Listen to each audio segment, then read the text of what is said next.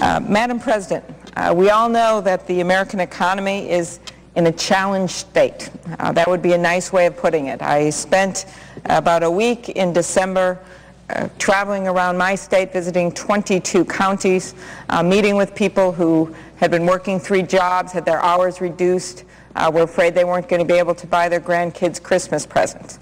Letters that I've gotten to my office have included a woman who wrote in that said she inherited a small amount of money from her dad. She thought that money would go to her daughter's wedding, but instead that money was being used to pay for her retirement because she had lost so much money on her retirement money.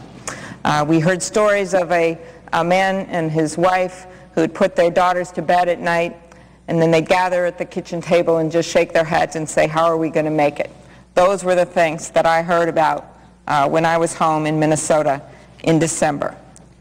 But I also saw some optimism and hope as I went around our state and saw the growing energy economy, and I heard the enthusiasm for our new president-elect. Obviously, there's still frustration with what's been going on with this administration for the past 8 years and how they have really not had a forward-thinking plan for this economy.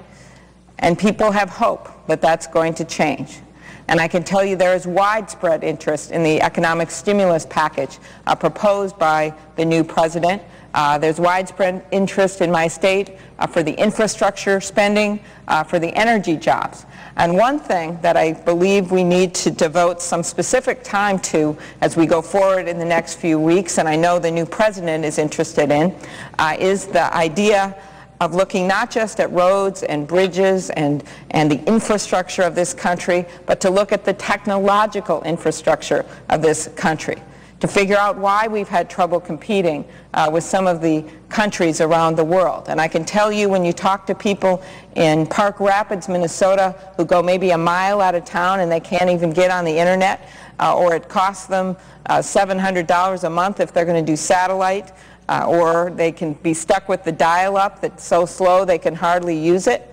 You get to understand the need for better technological infrastructure in this country. And what I finally figured out after this 22-county tour, I've been trying to figure out why some companies tell me, well, we're offering internet service. I finally figured out what the real problem is. In so many parts of my state, they may have internet service, but it either is much too slow or much too expensive. As a country, we have ensured that every American has access to telephone service and electricity regardless of economic status. Well, we must now do the same for broadband internet access. Broadband not only creates educational and healthcare opportunities, it can create opportunities for businesses and employment that would otherwise not exist in rural communities. In these tough economic times, broadband deployment creates jobs. Not only the direct creation of jobs in the tech sector, but also the creation of even more indirect employment opportunities by increasing access to broadband.